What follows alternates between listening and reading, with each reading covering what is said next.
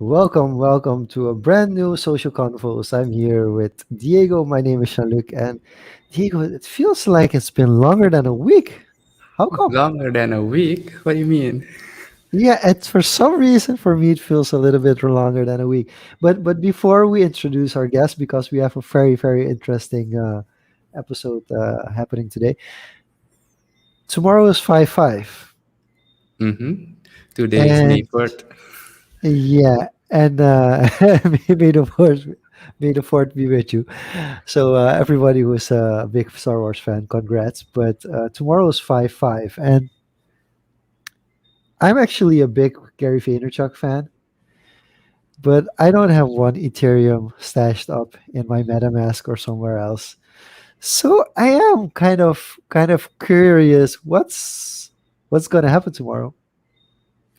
I am as well. You might have seen the post I shared today on Facebook on Gary Vee's live with he's launching something tomorrow. So I joined his Discord channel, see how it's going. I've been following the post for a while.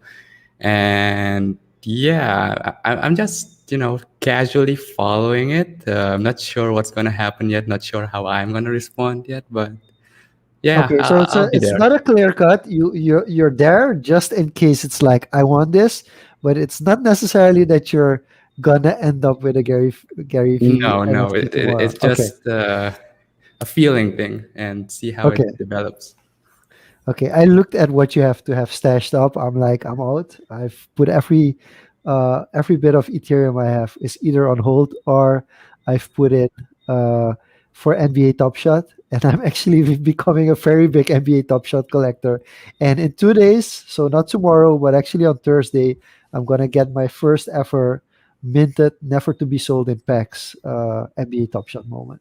So I'm a little bit excited about that as well. But maybe next week we'll get a little bit more into it because Gregory is asking, can you explain a little bit more? It's basically NFTs. There's an Yeah, NFT hype, we and we don't know much yet, so we're just following along as you are kind of lost. So we're trying to figure it out as we go. But yeah, let's not keep everybody waiting you and want it get reading. into Let's this introduce the episode. guest. So Yes, yeah, Diego. welcome back everybody to Social Confoes episode 17, and tonight we might go a bit philosophical, a bit big picture view, a bit technological, venture capitalist, um, with none other than also someone from Surinamese roots. You all know the story, previous guests we had on, that classic story, raised in Suriname, born, raised in Suriname, traveled abroad to do your study, usually in the Netherlands, work for a big corporation or whatnot, and then decide to move to a small island and start your own thing. And this is the second person we will have from the island of Curacao. The first person was Giano Pangkanten. If you missed the conversation with him on marketing in particular, check that out. But this time we're going a bit deeper. And I first met Anil, our guest for tonight. I think it was 2 years ago. Yeah, right before I left. And it was actually through I guess, business partner, professional contact of ours, and we decided to meet up at Torarica. And I just, drove in, walked by, walked back to the pier, and you see this guy casually chilling in his shorts, drinking from his coconut, like the real Curacao vibe. And he said, "Oh, are you Anil?" And then we just sit down and started talking because we were still waiting on Sabiti, and we just hit it off. And the second chance encounter I had with him was, you meet people at conferences, I meet people at parties. Was at a birthday party from a friend of mine. Um, that's when we hit it off again. And he was like, "Oh, do you know Anil?" "Yeah, I've met him before." And so we got reunited there again. And this brings us to our, I guess, third encounter with you, Social Confoes. So without further ado, we would like to bring up Anil Sadhoeram, but you'll see him as Anil van Maretraite on screen. So Anil, welcome to Social Confoes. Glad to have you here. Glad to be here. Welcome, Thank you, welcome. guys. What an Yes, introduction. and What a and good we have a memory, lot of Diego. people. Jesus. Wow. And Anil, we have some people joining in saying, "Bring on the philosophy." Also, Stephanie saying, "We Okay, are ready for it." So cool. I guess people are excited. But I don't know if it's a philosophical topic as well. But we are hearing some. I'm actually hearing myself double. I hear Do you you. guys have an audio issue? Um, I'm good. I'm good over Okay. here. Okay. Please let us know in the comments if you're having audio, hearing something funny with the audio as well. But Anil, people want to know, or at least I want to know, the story behind Anil Famaretret. Because the first time I saw it was like, that's a pretty cool name. And then I realized, wait a minute, that's to actually accentuate some history where you're from. So can you tell us a little bit about how this came about? Sure. Um, yeah, so my name is Anil Sadhoeram. I call myself also Anil van Maretraite. And there is yes, of course, there's a reason why I do that. Back in the days when you could get an internet email address, that is how it started. In my case, it was in 1996 on top of my head. I thought, okay, I was in the Netherlands, I was studying, and I was thinking, okay, you have to take an address. What is an address? An address is a street name and a number, right? At least this is how we know it. But then I thought, it's still internet, it's still Greenfield. Why should I take a street? I'll take the whole neighborhood. Basically, it started like that. And so I had my email registered like Maretraite at, now I have, etc., etc. So this is how it started actually. So Anil van Maretraite. And so it kind of shows straight away what's in the name, right? But it also shows where it's not just my name, but also where I'm from. And for people from Suriname, I'm sure they would get it straight away. In other when I'm abroad, people are a little bit confused. Yes, but it's okay. We are living online also partially, and you could see this as my digital name, my alias or avatar name, whatever you want to call it. So that's the That's story. pretty cool. Yeah, I try to claim the whole country. That's why I put SR after after everything. But how long did you actually live in Maretrata? I was born and raised in Suriname. So but I was not born. I was born in a hospital, St. Vincentius. And then when I was 5, we moved to the house where I grew up, basically in Maretraite, Bizetstraat. So that's like yeah, 13, 14 years I've lived there. Because when I was 18, I moved to the Netherlands, to Delft, to study. So that was the time that I lived there. But I've left, but I never left. It's a little bit weird, but we'll dive maybe later into it. yeah, so you spent like after you left after 18, the majority of your time or quite a long time in the Netherlands. That you studied at Twente, Delft. I have a lot of friends there, so I've seen the campuses, really great stuff.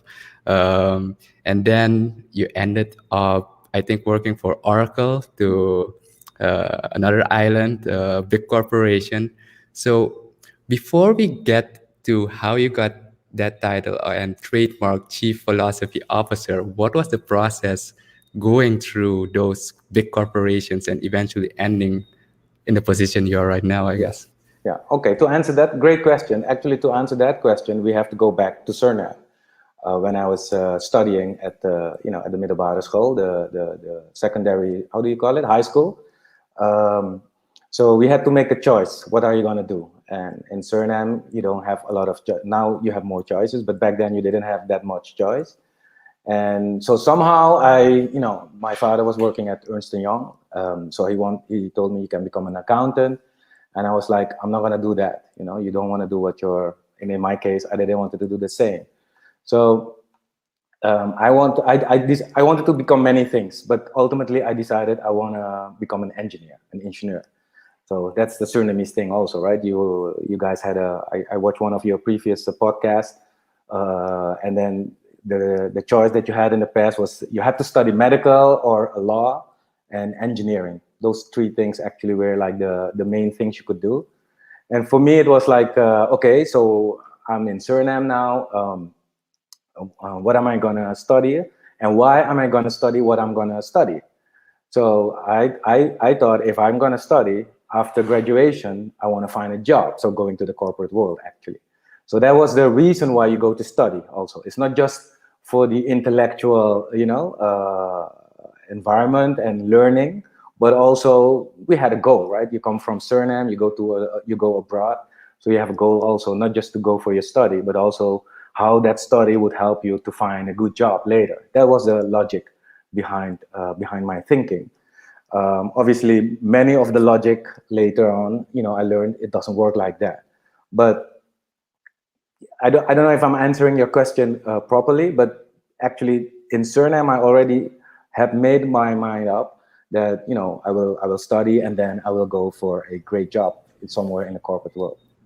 Yeah, so And you realize that that logic then makes sense, and how to apply that logic or how to bend that logic and end up in working for like this, yeah, international corporation like In IBM, not Dublin. IBM, Oracle yes, in Dublin, yeah. well, Dublin is Yeah, actually of all places. Yeah, yeah. it's actually an interesting story because how many Surinamese people are there in Ireland, right?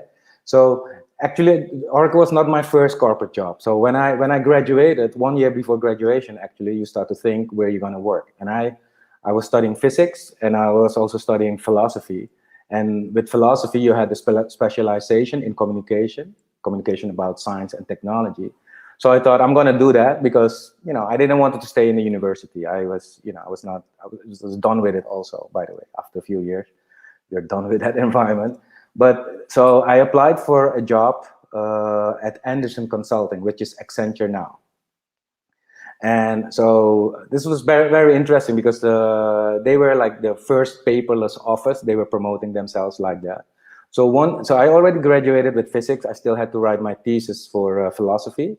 So I applied for that job 1 year before graduation, and I got that job. So that was very interesting also, but also very bad also, because once you have a job, you're not going to look further, right? But this is only when I look back, I can say this. But at that time, I was so excited. I'm going to work for one of the top companies. I just have to graduate. And then I started working for them. But I remember still clearly, it was in Amsterdam next to the Hilton in the Apollo Laan. They had their office there. And I remember going there fresh with my suit and everything by train to the first day to the office, paperless office. So I got my car keys. I was one of the first with a car in those days, a company car. I got a Panasonic mobile phone. And I think it was an IBM laptop, super cool. And I had those three things in my hand. And suddenly a thought came in my head, a depressing thought. Like, Jesus, do I have to do this for 30 years? And so I don't know why that thought came, but it came in my head, and apparently it was a sign for me because I didn't stay that long in that company. So I did the whole foundation training. I went to Chicago, everything. They did a lot of, back in the days they would invest a lot in people. I guess still now they do it, but it's different than back in the days. So I was working for them, but then I quit my job, and then I went to a trip in the Caribbean. So I bought a ticket. Actually, I went to Barbados because an uncle of mine was always talking about Barbados as this bounty island. So I told him, "You want to come with me?" He said, "No, I have obligations and this and that." So I said, "Okay, I'm not going to wait for you." I went to Barbados, but on my list, I had Trinidad, Port of Spain. And the reason for that was that I wanted, we didn't have internet really back then, but I already learned that Trinidad was the richest country back then in the Caribbean, and Suriname was not doing so well. So I was thinking, you know what? Instead of going to Suriname, I'm going to check it out in Port of Spain. So I bought a ticket. So I had 1 week of holiday in Barbados, and then I went to Trinidad, and then I started to network. I printed my CVs. I went to companies like KPMG, to PricewaterhouseCoopers, et cetera, et cetera. But I didn't have working experience in that I could apply straight away. I mean, these islands, as I learned later, also they don't have the resources or the bandwidth to hire new graduates, so to speak, and then give them the full training. They expect you once you come on board that you already know to do the job, right? So they don't have that investment, proposition. So I didn't make it back then. So I went back to the Netherlands, and then in my apartment there was like I still had a back in the days we had voicemail, but that was a box, was an external box that you could attach to your to your phone line. So when I came back from my holidays, from my trip, it's like a 2 month trip. I also visited Suriname, by the way, because I called my mom from Trinidad to say hello, and she said you cannot be in Trinidad and not come home. So long story short, I went to Suriname and via Guyana I went back, and now I was in my apartment. So I saw this like a small box, and the red light was flashing. So there was like a message. So I played the message. Thank God I had that thing. If I didn't record it, I wouldn't know.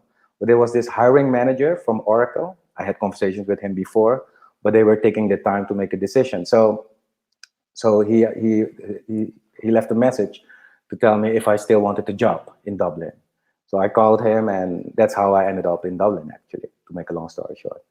And It's interesting, yeah. yeah, actually, it was. I mean, I remember even going in the negotiations with these guys, because now that they wanted me, I was okay. I wanted you guys. I wanted to work for you guys. You didn't call me back. I did my trip, and now I'm back, and you want me to go to Dublin of all places. So I was like, okay, I'm not gonna say yes or no. I want to come to Dublin first. I'll pay 50% of the ticket, but if you guys pay the other 50%, I'll come to Dublin and I'll check it out, and then I'll come back, and then I'll make up my mind. Quickly And on that, you talked about negotiation. How is it as, I guess, semi-fresh graduate? How intimidating was it, or how did you experience that negotiating with someone from like that corporate world, and just saying it up front, like I want this, and how did they receive that? What was your experience with that? yeah, it's a good one, actually. You don't do that just like that, right? But it was the climate in those days was you could do that, right? And I felt I could do that also because actually I had another job waiting for me at a headhunter's office. So I canceled that one to go to Oracle, you know. So I was in a position that I could negotiate, so to speak. You're not always going to negotiate, but when you're in a position to negotiate, you're going to go for the better deal, right? This was my thinking, and I was going in the corporate world. Everybody in the corporate world is thinking like that. If you don't think like that, you don't survive. They won't even hire you. Actually, the guy liked it that I was negotiating. So it No, is. but this is really, I mean, there's so many things that you just, I don't want to know if I want to start with the IBM computer or the paperless company, but also like, um, we're talking about the 90s here. This is 90s, yes, 90s. Yeah. So So also, just before the millennium, that December yeah, 1999, I went to Dublin. okay. So I So had the Millennium Party what also. the biggest question is, like, just to put into perspective, because you mentioned a voice mailbox. That's also something that we don't, I mean, if Yeah, your somebody generation just, doesn't know what that is, right? So well, we know what it is. We know what it is. Luckily, we know what it is, but it's not like we ever used it as adults. We know what it looked like when we were kids. yeah, yeah, So I'm really wondering, like, also uh, the idea, and that your mom said, like, listen, you're in Trinidad, you should come to Suriname.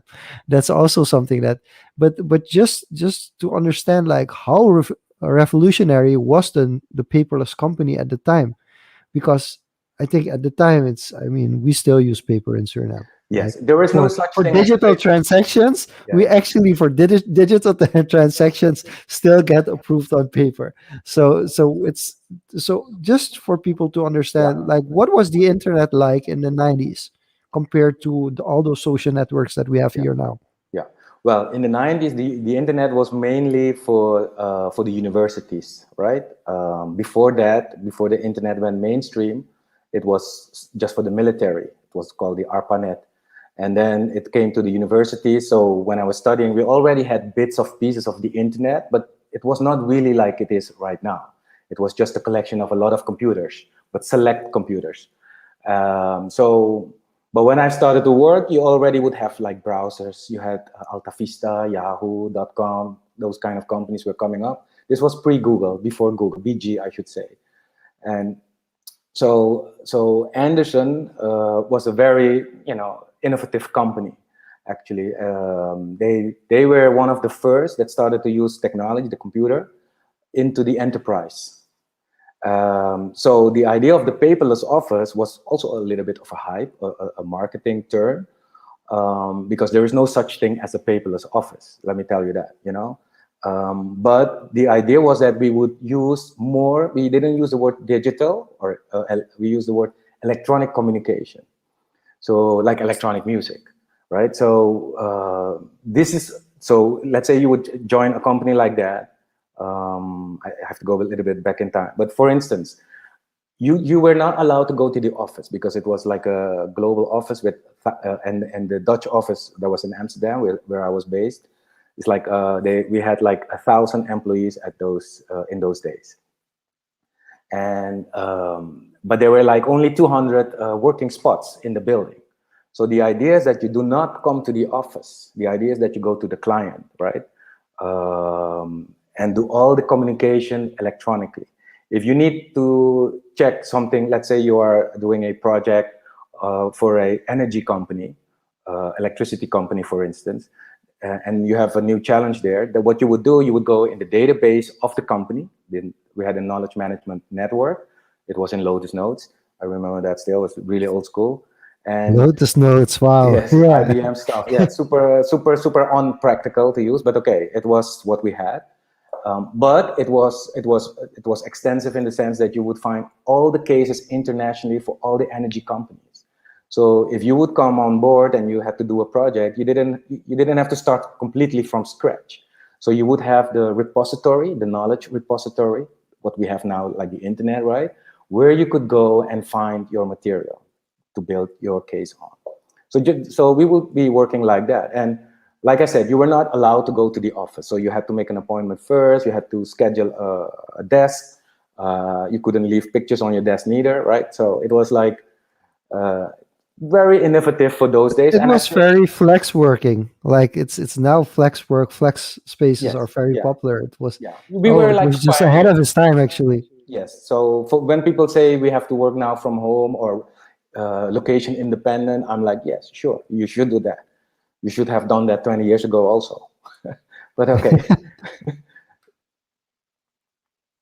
It was, I mean, a lot of companies have adopted their way of working, but now we are even, now with the COVID pandemic, people are used to work, not go to the office necessarily to do their job, right? Yeah, Now it sounds like you are describing what people are like finally migrating to now in a sense of not going to the office.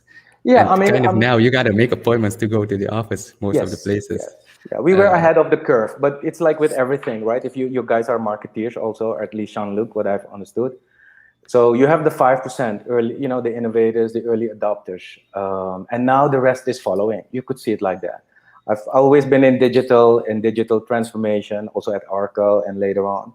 And we could see that we were like evangelists, right? We would go to the companies, the enterprises, our clients, and we would tell them, that this would be a beneficial route for them to go more digital, etc. So I guess let's briefly talk about the experience in Oracle, because you've had this, the Magic Trio, IBM, car. No, I didn't work at IBM. I didn't work at IBM. IBM laptop, I mean. Oh, yeah, the IBM laptop, the equipment, basically the dream. Yes. And you got this dream corporate job, Yes. and then that depressing thought hits you. Yes. And this is in the, like, before you went to Oracle, right? Was there something at Oracle that, like, really pushed through, like the drop that let the bucket fall, that you decided, okay, enough of this corporate world? And what was the at corporate Oracle, I was experience just like? starting. Yeah. At Oracle, I was just starting, actually. And I was getting there is nothing wrong with the corporate world if you fit in it. There is a problem when you don't fit in it. Then it becomes a problem. And but I think the corporate world is also like, if you've never been in it, it sounds like a scary thing. But it's not that scary. It's like it's a big brand with international offices, but there's people like you and me also working there, right? So of course there is this bureaucracy because it's a corporation. A corporation is most of the time huge, but I would say the issues that you get in a corporate world are the same issues you get if you are in a large government organization, I would say. But maybe you want to go somewhere with your That's question. scary I don't though. know, No, but that's but scary. If you're gonna compare it to a big like government organization, because here's the thing that always separated the government side from the corporate side, or actually the private sector, was that the government kind of it it moves I wouldn't call it seasons, but in periods of command. So if you have a new governor, if you have a new president, kind of the vision and everything changes from one to another. So it's really hard when we talk about urban regime theory. It's often that we try to find a way that when government changes, the partnership doesn't change, for instance. Whereas with the private sector, it's more continuous. But then what I find interesting in you're saying like it's similar. I'm worried, and the reason I'm worried and is because big corporations, they grow bigger, grow bigger, grow bigger, grow bigger, or they completely fall off, and especially now. So my biggest worry is like telecommunication. Let's keep it to something that's a little bit on similar topic. A telecommunication company, when you have dozens of people that learned how to lay down wire for home phones, and all of a sudden everything moves to mobile, and all those people have to get laid off because you can't train them anymore from laying the landlines to going to mobile, then all of a sudden you just lay off people. Right now in Suriname, we have the issue that one of our state companies, they are offering them to be laid off, and of course you get a layoff package, but still there's still a move towards laying off a lot of people because the corporate company didn't go along with the changes of time. And of course, something like a pandemic really hits, because if the pandemic doesn't come, it can go slowly for maybe 10 years until there's really a problem. But now all of a sudden the pandemic comes and you lose like 60%, 80% of your income, and all of a sudden you have to cut straight away.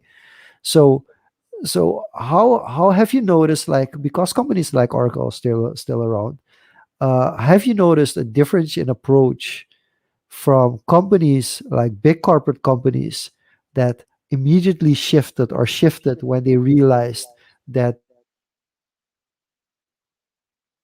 companies that just went on with the old style of management until they were just completely broken up and they went bankrupt?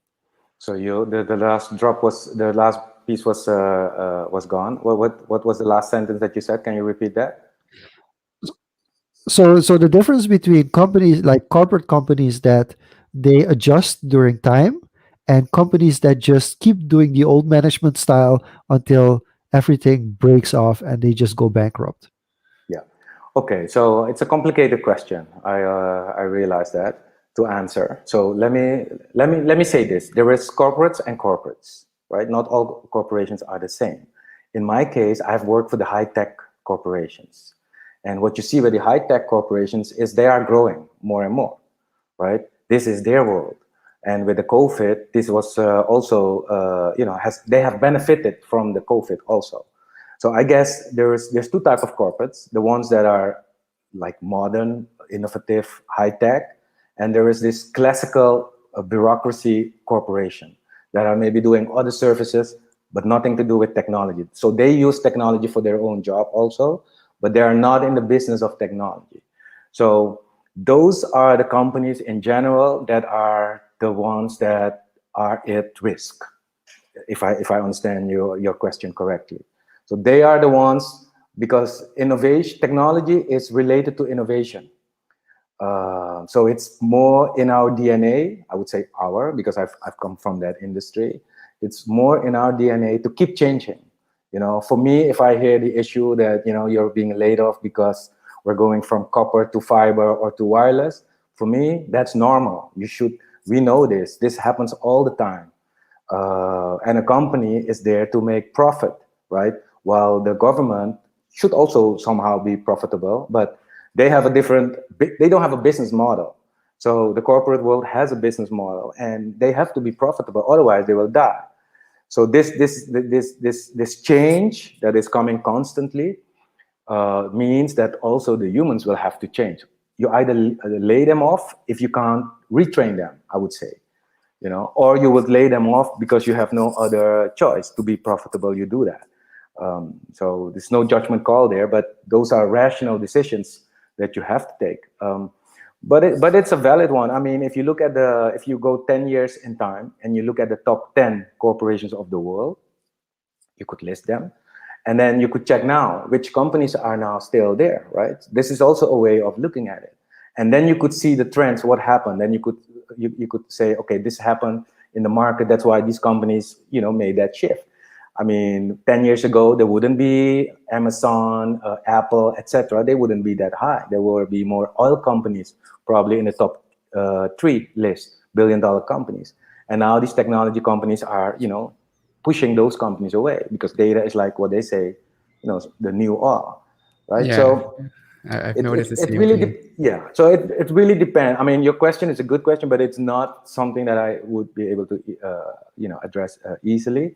But the way I see it, it's like you have the innovative companies, and and you have the non-innovative companies.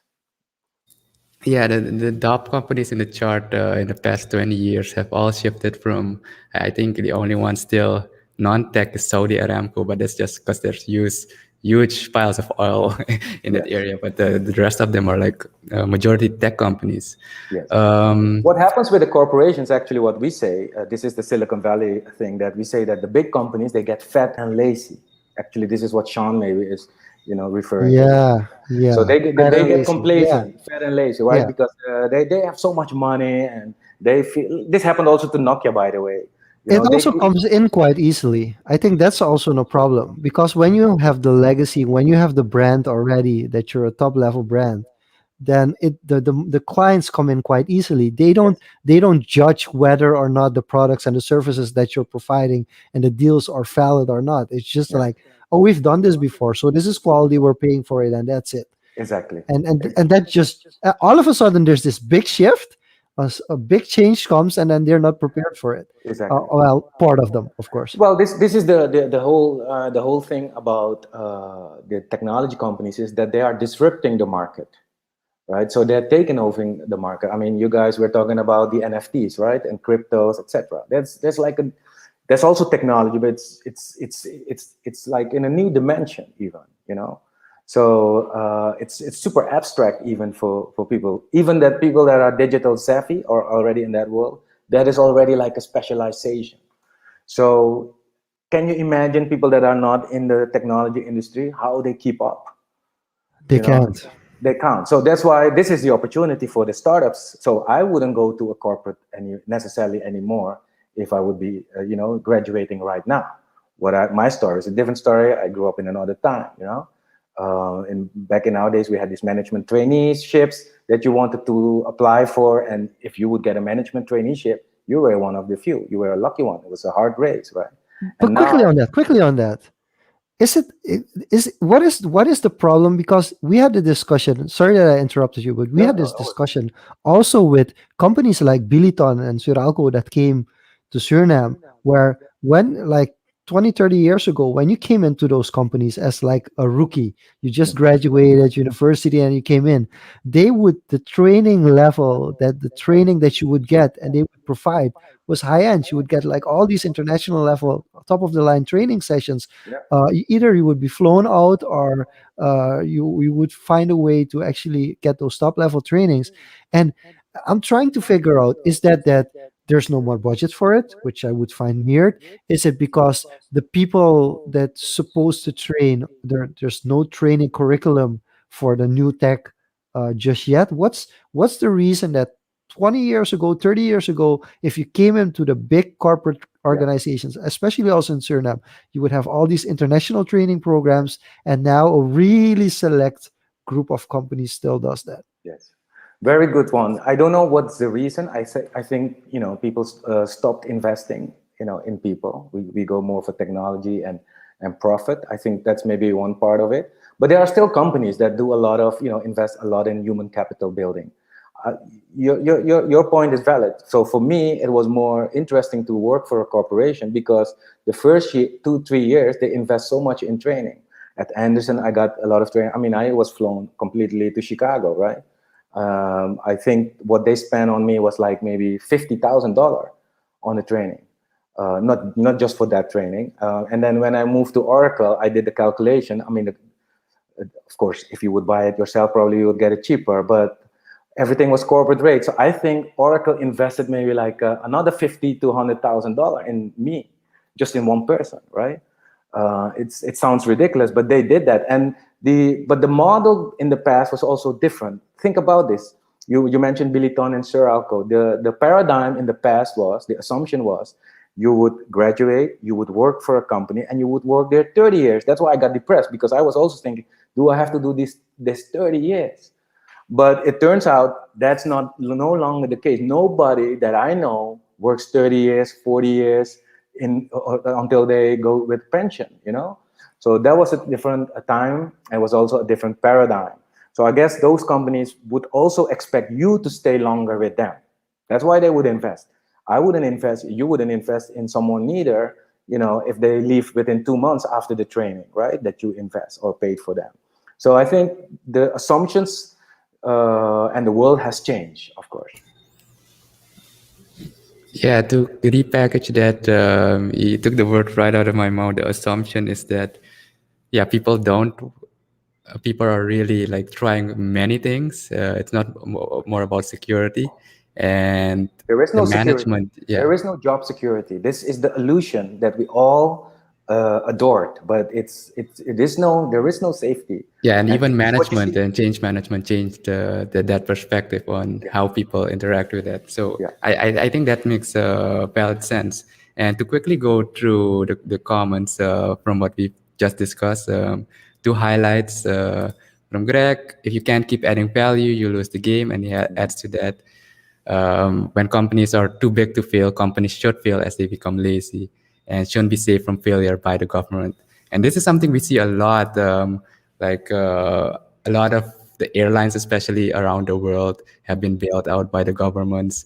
And just how the past 10, 15 years has been with this in ever increasing bull market cycle with the economy going, these companies don't keep reserves for emergency situations. So like when something like this happens with a full lockdown, full total travel stop, they don't have money to survive a year. And you can reflect this to personal finance, but this is on a mega ultra Yes, scale. yes. It's a big problem you're addressing. Absolutely. To comment on the comment that was mentioned, yeah, it's Silicon Valley also has the mantra. So fail and fail fast. So, but this is for the startup cultures, right? Because the other companies are too big to fail. So you have two parts of the spectrum, so to speak. So when you are a startup, it's good if your idea is not good, your business is not good. It's better that you fail as soon as possible. This is how, and then you go to the next venture, serial entrepreneurship. That's in America it works like that. But So it's funny that it puts serial entrepreneurship in a totally different light, yeah, because it's a like prey. on It's a social pro. media, yeah, on social media, serial entrepreneurship is like, I've built all these amazing companies, but the way you're saying it's like serial entrepreneurship is you move on from the first to the next and you just keep on iterating. Yes. So it's more that a company is an iteration than that we're talking about many successful companies. And I think that's a very difficult perspective to understand if you're not aware with the terms. So I think That's that true. This is a really, culture. I mean, we only have 1 hour, right? It's like Silicon Valley is like a special place, right? A lot of innovation that we use now, also during this call, comes from that area, right? And it has a history. There's a reason why that is there. And it's not easy to replicate the culture of Silicon Valley because everybody wants to replicate the Silicon Valley in their own country and so on. It's not like that. It doesn't work like that. But there are elements that you could adopt, of course. But over there, you have this community of venture capital. So it's an ecosystem, right? An ecosystem. It's not just the entrepreneurs that are having a great idea and they want to go to market. There is also mentoring systems, right? University is also close by, right? Stanford University is there, also Caltech, and other universities are there. So there is a lot of, and there is also capital available. So there are a couple of elements that you need to have in the equation for an environment, innovative environment to work. And the venture capitals, they also want to know, if they put their money, of course, they want the company to be successful. But they are used to the fact that not all their investments are gonna make it. They're used to the idea, right? So it's for us in Suriname, it's very hard to understand this. I can imagine, because you want to maybe save every dollar. But they It are, feels like gambling. it is a gamble. In a way, it's a gamble. But they are just going, Silicon Valley is going for the unicorns. So you have to become $1 billion company. Otherwise, actually, you're not interesting. You're a loser. I find that too extreme, to be honest, right? I'm not like that. I'm just saying, they can be a little bit like that. But I don't think Silicon Valley has all the answers for us, because we already live in a world with the big corporation, as you mentioned already before, like the banks, the airlines, the cruise ships, all these oil refinery plants, etc. Those are big capex, capital intensive, industries. And if there is a change in the market, they are like the Titanic that cannot make the turn that easy. So they are too big to fail, as we call it. If they fail, the reason why we call it like that is, if they fail, they will drag everybody in their falling, right? And that's why the government is putting money into it. This could be one of the reasons, by the way, because otherwise the whole economy could collapse. This was the case with the banks. Where the So airlines is a different thing. I know, for instance, in Suriname now, there is, because I follow the news obviously, and I know that people are asked now if they want to leave voluntarily. So that is like, downsizing, right? The company is going through a transition, a change, and they are looking to downsize the operation. That is a logical reaction, right? But it's not necessarily going to help the company, because we are in a global pandemic. So it's not a local problem. SLM is just one of those airlines that have a lot of problems. Of course, SLM has their specifics, right? And their own history, etc., etc. yeah, it's But being added on top of each other. it's being added on top of it, right? And So it is easy to say that, if a company doesn't make money, you should let it go. I agree in principle, but there could be reasons why you won't do that, because you still have to have airlines in your countries to leave the country. Like, for instance, I live on an island. I could say, yeah, if these companies don't make profit, they should go bankrupt. But then we never can leave the island. So, it's not just, it's a complicated, with Yeah, I have a airlines. take yeah, on this, but I'll there's a leave it bit for Diego more that because I want to yeah, go into venture capitalists. yeah. But before I challenge that, because there's already two questions on this. So one from YouTube: how does the title of Chief Philosophy Officer fit in this story? I guess, what is a Chief Philosophy Officer? How does this fit in your daily life? Yes. No, very good question. Thank you for that. To answer that, I have to also go a little bit back in time. So when I was working for these companies like Oracle, later I worked for Forrester Research, and my last corporate job was at Gartner, I was dealing with CIOs, or business leaders. So let's say the C-suite, right? The executive boardroom. And one thing that I noticed is that everybody is looking at the business from their own angle, from their own perspective, which is why they are hired, right? I mean, they're like, the finance person is focusing on the finance, the marketing on the market, the CMO on the marketing, and the CIO on the information, the technology, and the CEO is kind of responsible for everything. And so you could also have the chief operating officer and so on. But one thing that I noticed is that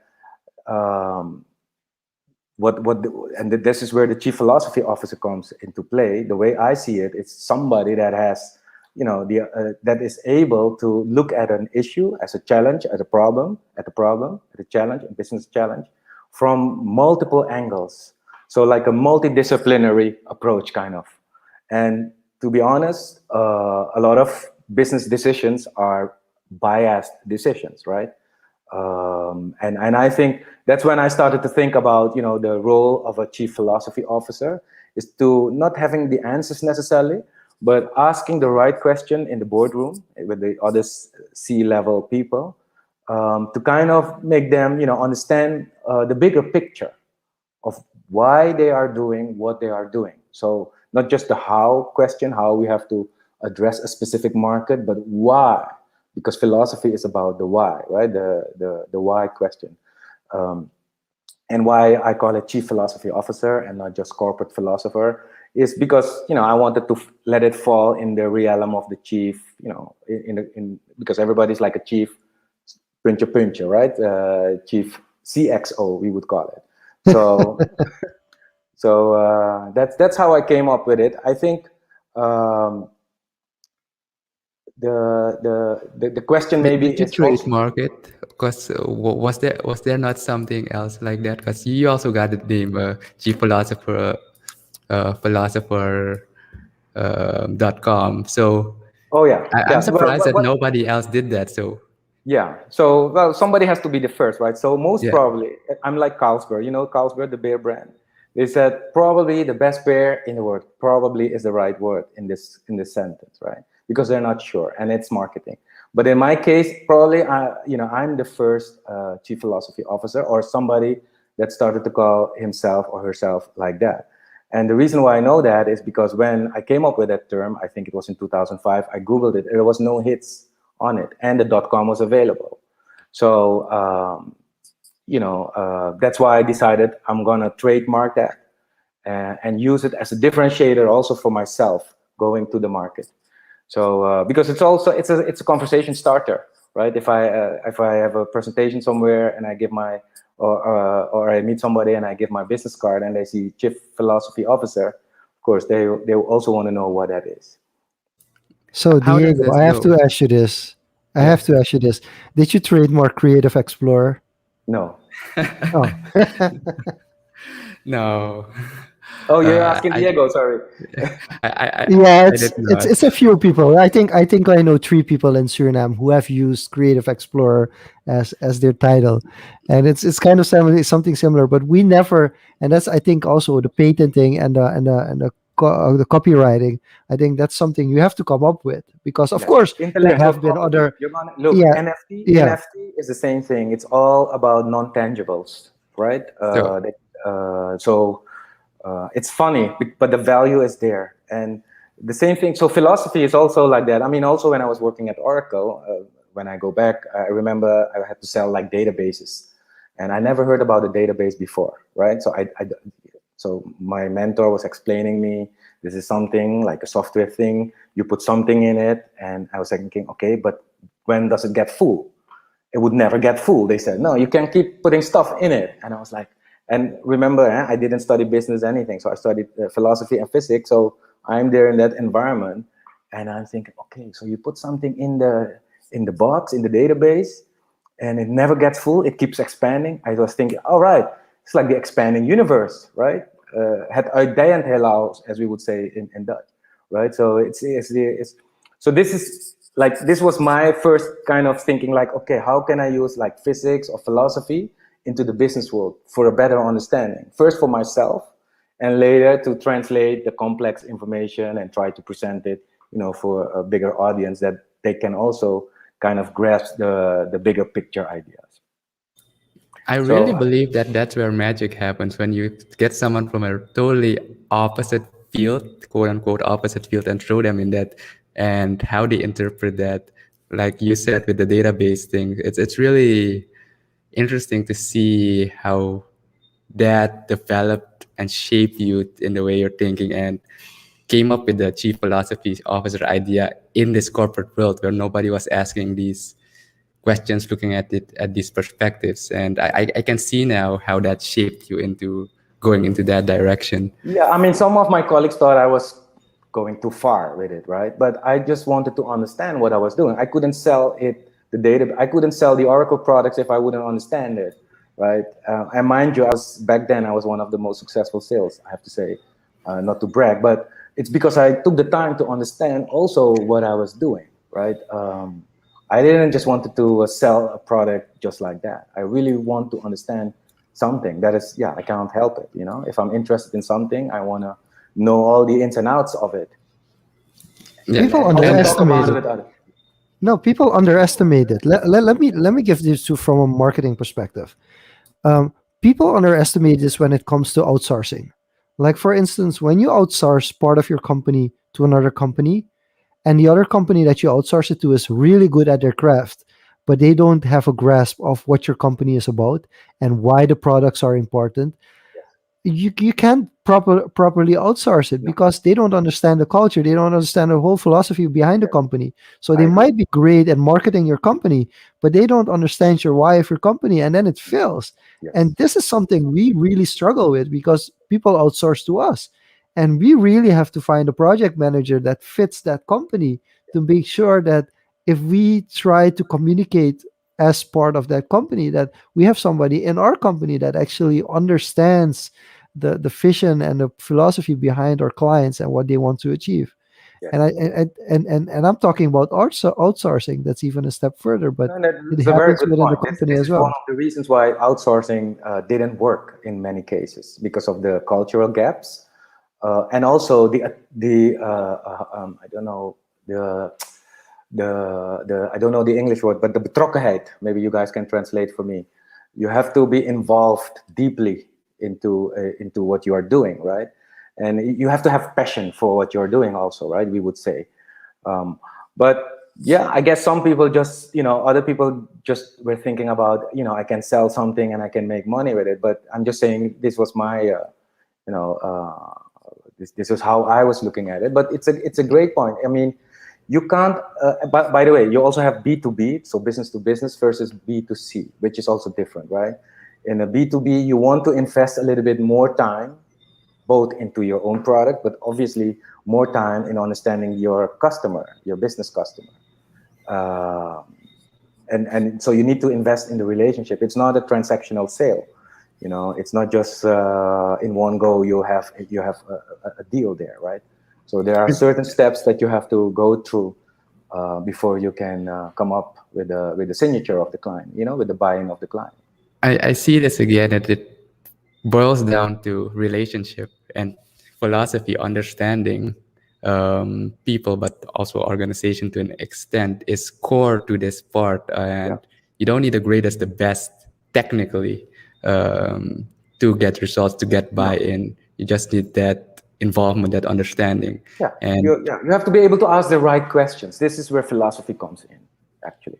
But it's not that only philosophers do this, right? I mean, psychologist. psychology. Actually, it's about curiosity. The right word for that is curiosity. You have to be curious about stuff. You have to be curious about your customer. You have to be curious about their problem, really interested in it, and really curious to find a solution for them. And if your company doesn't offer a solution for that, okay, then you have no added value for that customer, right? So you have to draw that conclusion also. It's not that you can deliver everything There's that no the cookie customer. cutter solution. There's no No, cookie cutter no, solution. no. I mean, in And software, speaking, in software, you could promise a customer everything because if you would build it from scratch, in theory, in principle, you could make it completely as the customer wants it. But it's not a sustainable business model yeah, not because practical. no, And speaking of curiosity, right before the call, I thought I'd throw this out there. You asked on naming. We talked about yes, naming and we talked about chief philosophy officer, trademarking that. Jean-luc just asked me creative explorer. But I did take Confoes the moment I saw it was available. I did take that immediately and, claim that I took it like after the second episode of the podcast, like, okay, this can go somewhere. And it just flowed in the mouth. And to your curiosity, Anil, on the naming convention, it's basically a made-up word, okay, but a made-up word with the fundamentals of conversation, casual conversation, but bringing in the controversy, the confidence, and challenging like the foes in the bigger systems. Interesting. That is I didn't see that in that. Wow. the yeah foundational wording in forming convos basically. I was thinking about kung fu. Wow, that's layers, man. Yeah, that's layers. That's That's deep. actually layers. I was thinking more on the lines like like social kung fu, like Kung Fu Panda. but now I get where you are. Wow. Okay. Wow. Deep. Yeah, we will probably cover this in another episode, but if we're talking about the logo as well, I'd layer that multiple with multiple levels as well, but we'll go into that another No, day. but commenting on that, I can see that you have put a lot of thought in it. It's a thoughtful process you went through. So you can see that in the details, how you Yeah. start the podcast, So the imaging that quickly you're. for everyone who's listening, if you've seen the logo or the name, what does it say to you? We're curious on that as well. Put it in a comment. What does Convo say, or how do you interpret it? And maybe Anil already shared his take. So I'm curious to you also, Sean, because I never asked you this just before we go to the I just final put it topic in with for Anil. you. I put in the logo on the top right for you that people can look at the logo a little bit. I'm even letting it blink like it's actually a feature, but it's not. Yeah. Yeah. So any thoughts on that? Put it in chat. We'll check it out. We're really curious on that. But yeah, that was just a short side track on the to get us more on the fun side because we went really a bit deeper. But I want to But go deeper. I Yeah, do have a follow definitely. up question yeah, let's go on the deeper chief because we're still philosopher. we're still Okay, swimming on the surface. I have the okay. feeling. So chief philosopher officer. Okay, so here's my uneducated, just learning about this title take on this. So you have generations of a company, for instance, of an organization. I feel like when people found a company, when you have the startup, the aspect of the why comes up a lot. It's when you start thinking about why are we actually starting a business? Why are we naming this business a certain way? Why do we want to go into a certain niche or a specific field? So I feel like at that point, so I'm really curious. Let me kind of introduce the question already. I'm really curious how the role of the chief philosophy officer changes over the trajectory of where a company is compared to a startup where basically everybody thinks about why a lot, towards a company that has matured and has been around for 10 years to a company that has gone on for generations. So do you already, from your experience, see a difference in the need for a chief philosophy officer when they're a startup versus when they're a renowned business versus when they've already been there for generations? I think it's a great question because it will depend. And the value add will also depend. But I think a chief philosophy officer operates best in crisis. Maybe that's, so what is a crisis? A crisis is when you don't know what you want to do or you're not certain what you need to do, right? So you go back to the question board, right? Why am I doing this? Do we really want to do this? What is the strategy? All those things, right? So I think so. Both when you are in a startup company, you have a lot of questions, but maybe then a chief philosophy officer wouldn't add too much in that space. And it also depends a little bit. I have to be honest. When you Google on chief philosophy officer, like I said in the past, you wouldn't find any hits. Now you will find many. So the title is becoming like popular, right? So I mean, I can trademark it, but I don't mind if other people use it as long as you have the credentials. I don't want to be the only one.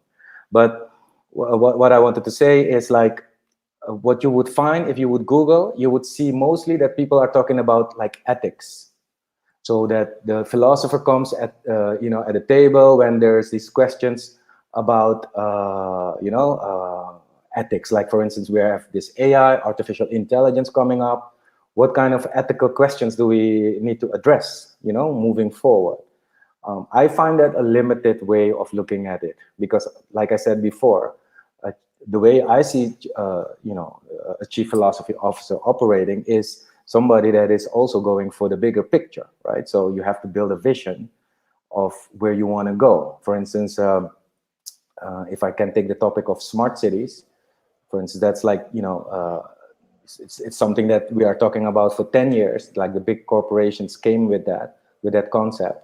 And obviously the world has changed now. So, things that were envisioned as a smart city are not necessarily the things that we're going to implement moving forward. But with the smart city also, before you go to a smart city, what is a smart city, right? So those would be, that would be a question that I would have for people that are in that space. So again, it's about the bigger picture, asking the why question, but also helping to craft the vision, right? Because you have to be able to see where you are going in the future, right? So I don't want to say you need to know the trends, all the trends, but you have to know where you're heading, right? Because this is the purpose, the direction, the strategy, the course of your company that you're heading into.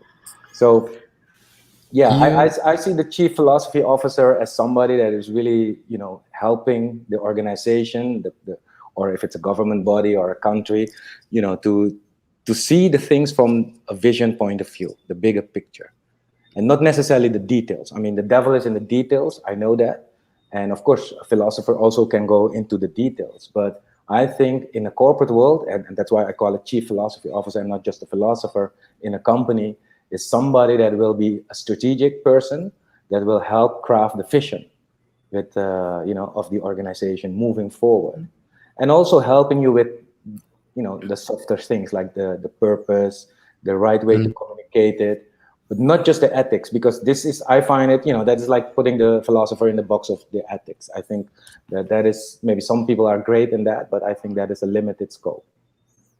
no, definitely I think with agree with that. artificial intelligence, with smart cities, but not just with technology, like digital technology, but also in the biological medical sphere, right? There's so many innovations going on. We can even, you have CRISPR. I don't know if you have heard of that. That is like Yeah. reprogramming a human body via the So DNA. let's So since you brought up smart cities and we talked about ethics, bigger picture, especially in the corporate world. I want to, I guess, challenge this from a philosophy perspective on smart cities. As in, if we're talking about ethics, cities are getting smarter. Or let me say, the way I see smart cities is, everything is interconnected. A lot of things are automated. Like you see in the movies, you order something, it gets delivered by drone nowadays. So that's the pictures that being painted in yes. media a lot now. But if we look at it from an ethics perspective, how would that differ for from a authoritarian perspective, like the one person or one organization that controls all? It could be a corporation. We talked about corporation taking over the role of government because governments don't run like a business, but say this corporation builds a smart city. I think Toyota started one in Japan somewhere. Yeah, I saw it today, Um, yes, on LinkedIn, that they are building a new smart city. yeah. So from an ethics perspective, how does that clash with, I guess, human freedom, human rights philosophy, in that ability to live in such a city? Yeah. And how much does that detract from? Yes. So that's a very good question. I mean, there is a danger to not just the smart city, but to the whole digitalization, right? Also with social media, we already know that there's this issue of fake news. There is this issue of even fake videos where you could have the president of whatever country showing up himself or herself on TV, and it's all a computer, right? It's so there are so many dangers. So we don't even have to go to a smart city to experience the dangers already. George Orwell, when he wrote his book, he wrote many books about this dystopian society. He wrote also Animal Farm. I don't know if you know that book. Everybody's talking about 1984, but actually Animal Farm is far more interesting because it's it's talking about how humans are actually, in an animal story. I think the Germans already had the Stasis, I mean, people that were listening in already to all the conversations. So we can go in history to see that it already happened. So it's not a fear that we have to have for the future only, right? It is a risk, but and we have Snowden, right? So we have Snowden that came up with, the WikiLeaks. Oh no, that was before, but all the information is out there that everybody, all your data is out there. We don't have privacy; they can control you, etc., etc. It is all a scenario, but I think the benefits, if you do it right, you have to take these things into consideration. I'm not saying they're not important, but I guess once you start consciously crafting, your smart city plan, or your smart nation plan, you will come up with the pros and the cons, and you will not implement everything. So I think you should look at the things that are really smart, not just from a technology point of view, because the paradigm is technology, but ultimately this is also what I say: smart city starts with smart citizens, and we build a smart city not for the buildings, we build it for the citizens, right? So my philosophy of a smart city is not a technocratic, top-down vision of how people have it in their mind, right? These high-rise skyscrapers and et cetera, for a smart city. The way I see it, we already live in a smart city. Think about it. I mean, 50% or 80% of Surinamese people are using Android. Is that correct? Right? I'd So say it's Really high maybe percentage. a bit Yeah. more. Yeah. okay, so when you start thinking, let's go deeper, right? So who's the owner of Android? That's Google, right? So Google basically already can draw a map of Suriname, so to speak, virtually. So you have Suriname, and they can see all the phones, the GPS, Google etc. Maps is very creepy accurate, like really creepy accurate. How accurate Google Maps is right Yeah, now. so Suriname doesn't have a smart city because the Surinamese people are thinking we still have to have the Singapore lifestyle before we get there. But I'm like, no, no, no, no. That's the wrong assumption. Google already has a smart city vision of every country, because they don't need to have the buildings, they want the data. And what people are doing with their phones, that's already in the servers, in the cloud, so being analyzed or not. So we already live in a smart city. It's just that the government doesn't control it, but Google already knows more than you, and they also know more than the president about what's going on in the conversations of the people, right? And whatever documents are in their emails or whatever. So it is an idea which is wrong to think that, because I have this conversation not just with people in Suriname, that they say, yeah, but we are not that far. We still have to go through this level of investment before we can become a smart city. I say, no, that's a wrong assumption. My assumption is different, like I said already. One of the reasons that I gave is that the corporations already have actually information about us that could be interpreted as the first phase of a smart city. But what I also see as another assumption is that the citizens already have the smartphone, and we forget that. So if you look at the requirements, the randvoorwaarden, the requirements that you would need, all those requirements that you would need to have a smart city, there is an element that the government should do, that the corporation should do, but ultimately we already have the smartphone. The way I see it, it's actually 50% of the equation. And so, but where we need to bridge the gap is also on the digital literacy side, because if you Yeah. have a smartphone, that doesn't mean that you are a smart user. You're Let's just let's let's jump into that, yeah. because that question was on the top of my lips. So looking at the future, looking at solutions, what are the main skills that, and not just young professionals, because one of the things that I was thinking about is also we have, and that's everywhere in the world. And there's a story when I was studying sociology, there was a story of companies in Japan, like factories in Japan, Mhm. that people who are actually retired in the middle of the night because they couldn't sleep. There are a lot of people that have that issue, and they would go to the factory and they would clock in and they would start working. And I was baffled by it. I was like, okay, so what if we have a lot of Surinamese people, like elderly people, retired people, they have a lot of traditional Surinamese knowledge. They know about our culture, which is being lost. They know about natural medicine. They know about the history of our country. Yes. What if we made those people digitally literate and allow them as well to work in the night when they can't sleep and actually update Wikipedia pages, Mhm. update websites, because that's something that we're really lacking. But that's just a specific example. So what I would like to know is what would be skills that if you want to accelerate this process to make like Paramaribo, but like other cities in Suriname smart as well. What are the skills that you look at that you say these are the skills that we should really are the basics that we should master to to improve to make that improvement. Yes. To Very good. repackage that Very is instead of smart cities, how do you get smart citizens? Yes, exactly. So maybe we should talk about smart citizens. I agree with you because smart cities might, Yeah, make people think like, agree. no, that is too far fetched in the future. So how do we all become smarter, smart citizens? So first of all, we have to understand that what we have in our hands is a very powerful tool, right?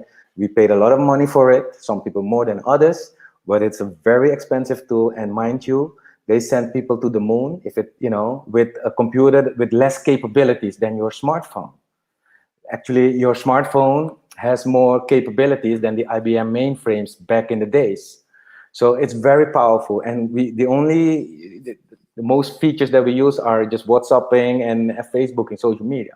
So that's good, but I think we could do much more. I think that's the first awareness, right? And to your point, Jean-Luc, I think it's a great point. When I talk about digital literacy, I'm not talking about we have to start because everybody said we have to start with education. Yes, that's correct, but not just in the schools. When I talk about digital literacy, it's for everyone because this is the new dimension we're entering, the digital dimension. If we go philosophical, that's where we're entering, right? We live in this physical world, but we have created, as a human being, we have created ourselves collectively a new dimension. And like it or not, 50% or more of your time you're living in that space, whatever it is, right? In that universe, digital universe. So um, I would say you have to segment the market. You have to the age groups. I think because everybody's learning different, and so I think you should bring up some programs for different segments of the market, but also for different fields. For instance, because in healthcare, you want to go a little bit deeper on certain aspects of digital literacy, like e-health, etc. Right? So what you would have to have is like what we had in the 50s and the 60s. I don't know the English word, but het analfabetiseringsprogramma, so, combating analphabetism, right? Governments were putting a lot of money into that.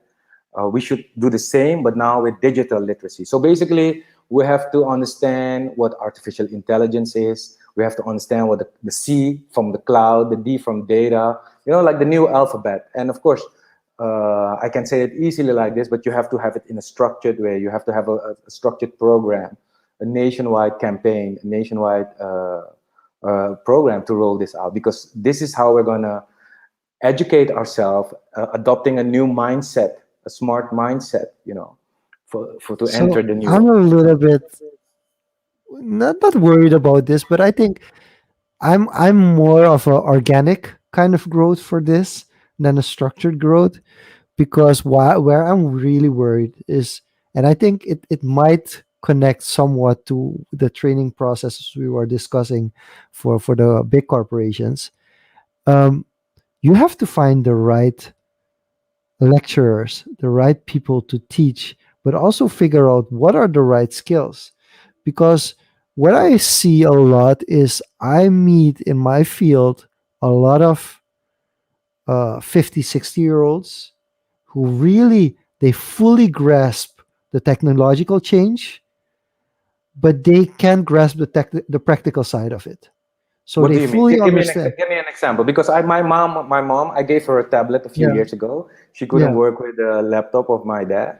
because he was using it No, but I'm for. really talking. I'm But talking from for an her it was educational really perspective. easy. Yeah. But what I want to Yeah, say, so yeah, so it's not that the older people in general have more difficulties with the technology. This is an assumption many people make. It depends yeah. on the user interface. So if the user interface is like a smartphone or a tablet, you see that older people and young kids, they are working with it like it's No, natural but to it's them. more multidisciplinary. I think that's the biggest issue that I have with it. It's more multidisciplinary because, for instance, it in the. I mean, of course we grow. Of course, everything develops. Yeah. We've discussed. I think in the pre discussion we talked about over information. Yes. So what is happening is there's so much over information that we cannot sometimes not distinguish between what's relevant and what's not relevant. And the same issue is what you're going to have when you're going to create the educational structure to actually restructure the digital education, make people digital literate, is that we might end up focusing on the wrong skills True. for digital literacy because the people that actually have to create the educational package, they themselves consider themselves fully digital literate, but they aren't.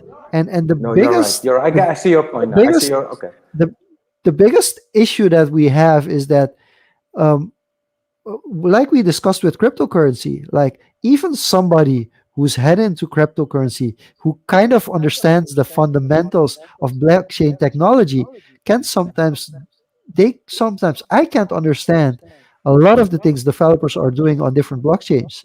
I have like no technical knowledge of how they do it. Yeah. So for me to tell people how and what they should learn is already difficult. But then you have other people who, from their perspective, are already very knowledgeable about it. And the best example that I can give is when we start talking about things like OneCoin, for instance. Like the amount of people who were into OneCoin in Suriname that were trying to convince me how the system worked and how blockchain works from their experience from a multi-level marketing uh, pyramid scheme. It's baffling because they couldn't understand the difference between the two, and that's where I worried about the over information. And that's why I'm also looking more at the organic but also at a more decentralized approach. Yeah, I And I agree with think, you. Now I see where you're yeah, coming from. Now I see where you're coming. When I talked about digital literacy for the masses, so without classes, I meant indeed like a nationwide for the basic literacy, right? And the reason why I bring it up, actually, what it means in my case, what I'm trying to say is that um, it's just that we have to be aware that there is a new world, right? And there are new opportunities because people are not fully aware that these things are available to them. But I agree with you, and it's not something that you can push because what is digital literate to know of what is relevant for now may be obsolete tomorrow. I agree with you, but this is for all type of education. This is a universal truth. So what I would say, and I agree with you, you won't be able to get everybody on board, and you will have different flavors, right? It's not. It could be organic. It doesn't have to be that the government is organizing. If we wait for the government, it's probably not going to happen. They have other issues, right? So I think you're right. It could go organically or non-distributed, as you say. Many people could take this initiative. I already started a few on my own, also when it comes to this, right? So I agree with you. And also, what will play a role is that we have these different generations. So not everybody is going to adopt certain things at the same speed. I agree with you. But I'm talking about an ideal world also where I hope that people are going to spend more, make themselves more knowledgeable about the digital dimension, this digital universe, because it will allow you to work location independent and to be able to connect with people outside your country, and then you can learn from them, you can teach them, or you can learn from them, like I said already, or you could do business with them, e-commerce, etc. So I think people in the classical environment are more bound to their geographical boundaries, etc. But I think the promise of the internet and mobile and digital is that you can become a little bit more independent. So because it's a liberating technology also, it's actually that's why I agree with you also. If you have internet, you don't need you don't need anyone to tell you what you should do, because you could go online and create kind of your own preference world, like a personalized world, right? So I agree with you, but that's when you are ahead of the curve. Yeah. Then you would be able to use the liberal world as a play garden for you, right? And then Yeah. you don't So want that's mommy telling you that's something or government telling you, or that's the ideal world for me also, yeah. that I can So, create but my then own I come destiny. with the difficult. Then I'm coming with the devil's advocate kind of approach, and now it's getting really philosophical. But then you end up with smart ecosystems instead of smart cities, Yes, you will get because ecosystem. we're already seeing it. I mean, I'm not gonna promote certain blockchains, but we're already seeing that at a certain point you're gonna let go of your location, Yes. and I think, and of course you have a lot more experience with that, but I think that still scares people a lot, because your location is your only, when it comes from a social science perspective, your location is kind of your strongest identity. Yeah, that is in the old Even paradigm. Sorry, sorry, even with us, that is in the old I have done paradigm. SR. You have Maretraite behind your name. So, and I think the scariest thing for me, if I just jump in it, is like I lose part of my identity because I'm letting go of the physical location. So I think that's still something that, for me, for taking that next step, is still something I struggle with. I agree with you. I mean, but where you're from, where you were born, your family is part of your identity. But identity is also a big question right now, globally, right? People are having this question: what is it to be human? When we have these advanced computers, advanced AI that surpass human intelligence, like Ray Kurzweil. I don't know if you heard of him, but he works for Google now. But he is an inventor, etc. So he already wrote books like Spiritual Machines, etc., etc. So there is a point where there is a belief system, right? I'm not saying that this is my belief system, but there's a belief system that we have created something that will surpass our human intelligence, and then that will impact also what it means to be a human, right? So when you talk about identity, you also have an issue there, right? Because if you work more with a computer or you are more online, what is your identity? I mean, for me, it's a good question, because, but if I go back also to one of the things that we discussed about the corporate world, when I left the corporate world, like for instance, the last corporate job I had was at Gartner, and that's like a gorilla in the industry. So when I left that company for 6 months, I already also felt a little bit like, who am I? Because I was attached to the company that I was working, so it became also part of my identity. But if you go really philosophical, the question is, who are you? What is your identity, right? Is it where you live, or is it is, I mean, probably we don't have time to go into that, but I understand where you're coming from, but I think we should flex our minds a little bit more, be a little bit more open-minded, and open ourselves to the idea that you can be physical in Suriname, but online or with your mind, you can be anywhere. And that doesn't have to conflict with your identity. You can, it's a, It's an opportunity. it's an opportunity, absolutely. It is. This is actually the main message. I'm not saying you should listen to me because I know better or whatever. I'm just saying this is an opportunity for people. Crypto is an opportunity for some people, not for everybody, but for sure the internet, the digital space is an opportunity for everyone because you have a smartphone. So the barriers to set up your own company, to enter the internet, are much lower than, let's say, 10 years ago when you wanted to start a company. I And definitely agree on that part with the internet opening things up, and yet there are still many challenges. With new opportunities brings new challenges, and I think this brings I us never to said the it was final going to be question. easy. I never said it Yeah, was going to be easy. the challenges are required actually to grow, to shape you, just like how you, through your journey, it has shaped you through where you now are. And you even use the phrase working apart together from the island, and kind of borderless collaboration across the board. So to bring this into a final question, so that individuals, we talked about smart citizens, individuals who not obviously not everybody is there yet, but who are scratching the surface of, the internet, of exploring this world. What would you say from your approach, from your experience, working remotely, working in a borderless world, be the first or the thing they should do to, like a mining in a mine, picking the eggs to break through? How could they break through that surface level tension, do you think? I'm not sure if I understood your question fully. Yeah, So so how can people who are now exploring this borderless world, people, especially people listening to this podcast, it's something fairly new. So we assume, we're making assumptions about you guys right now, so please don't feel offended. We assume these are people that, know their way around the internet. But how can they take it a step further to, capitalize on this, to make connections on this? yeah. Okay, so to talk about the working apart together tribe as an organizational philosophy, because that's how it started. Actually, this was in 2005. I was brainstorming with an ex-colleague of mine from Oracle. And we were thinking about, like, in the future, everybody, this is what I was thinking, would have internet, right, on their mobile also. So they wouldn't need to go to an office anymore.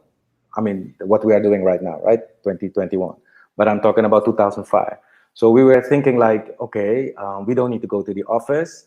And also, there was also one thing: people that have experience, or they have a strong opinion, they don't want to comply to the world of corporate anymore. To your point, actually, Jean-luc, that after a while you wanna break free, because it's great to be there, but you can only do what they say, and you can only sell what they sell, right? I mean, that's the restriction. So the creativity is less available there. And so when we started to think about this new world in 2005, I was thinking the people that are working in the corporate world, so the business professionals, they will be fed up of listening to orders of management. So they will find themselves to be an expert themselves on a specific domain. So they could go to market. But once they would go to market, they would realize, I may be good in marketing, but all the other aspects, like I used to have when I was working still in a corporate, I would have a team, and a manager. So the team would be having many disciplines in one team. So this you don't have in one person, obviously. I mean, there's so much you can do. You can do a lot, but there's so much you can do. So you would still have to find other people, like other colleagues, that you would bring together and then work on the project, right?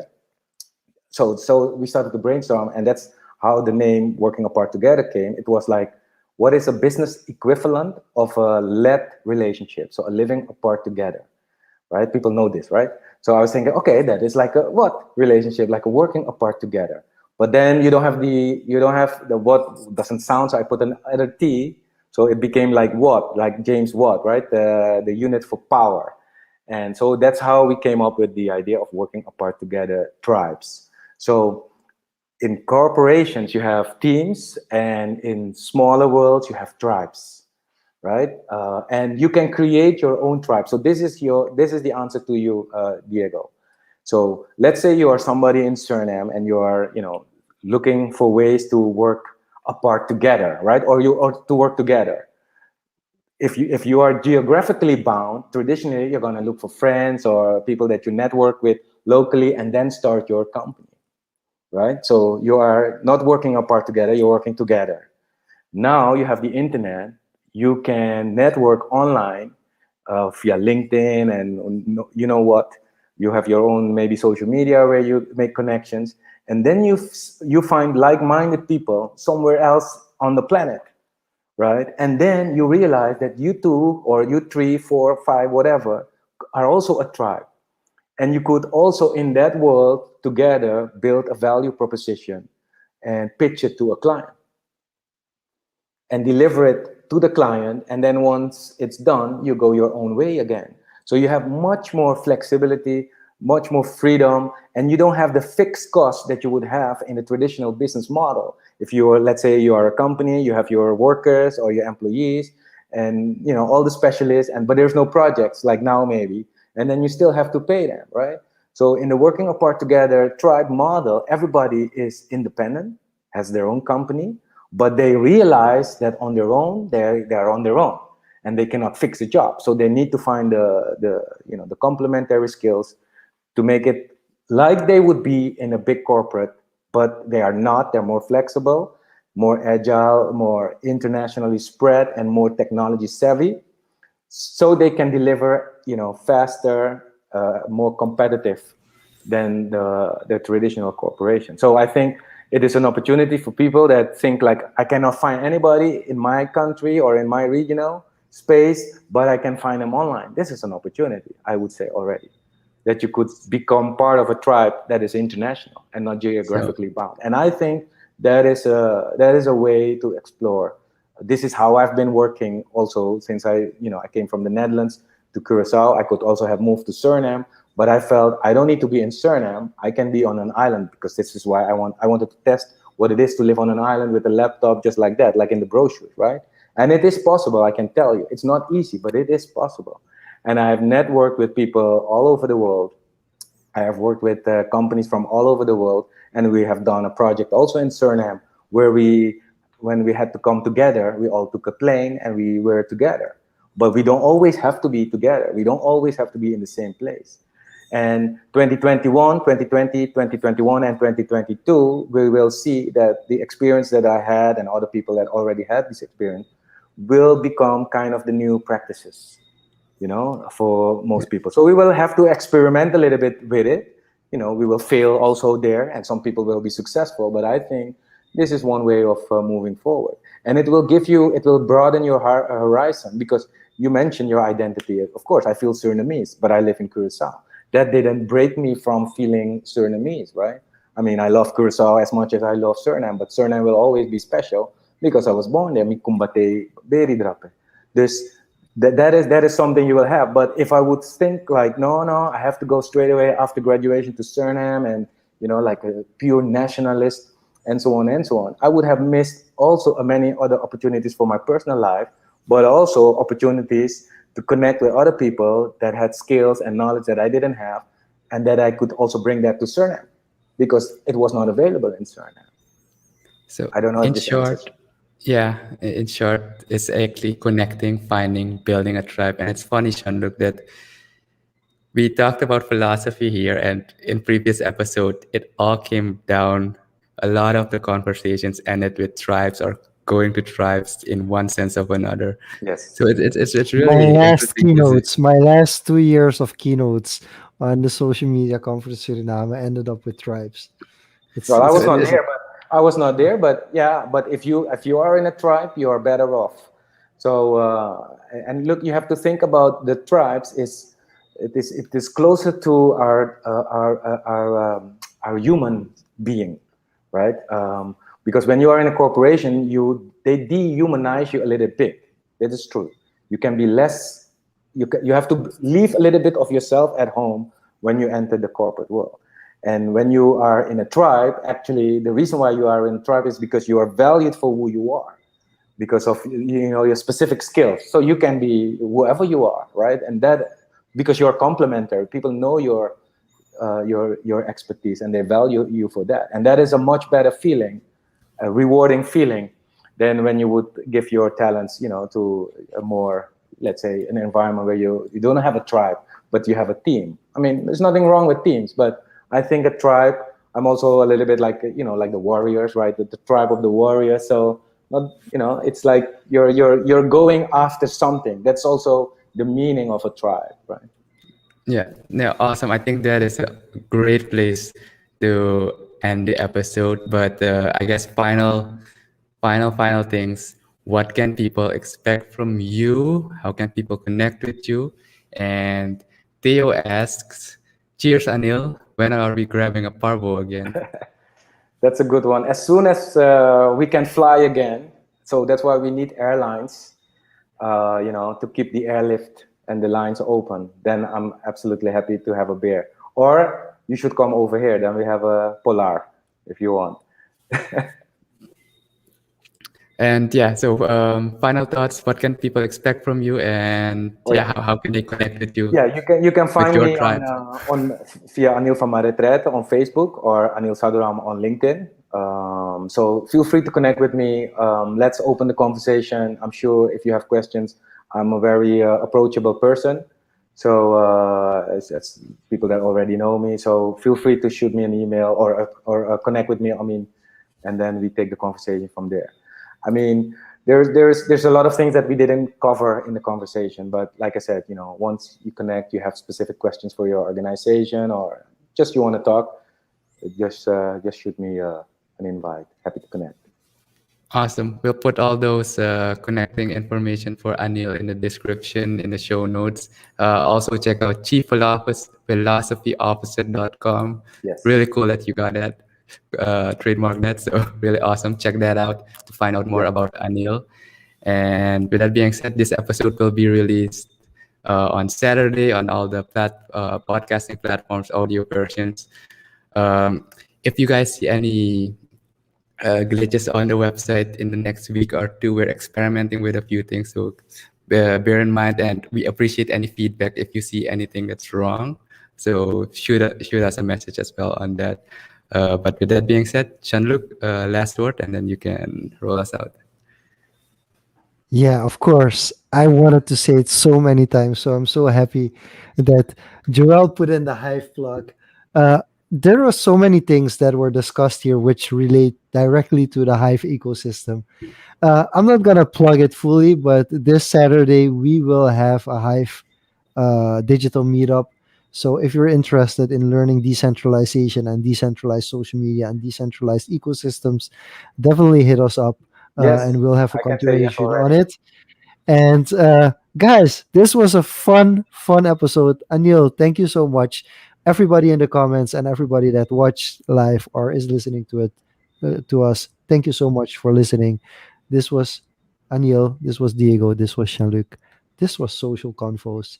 See you next Tuesday at 9 p.m. Surinamese time. Bye bye. Bye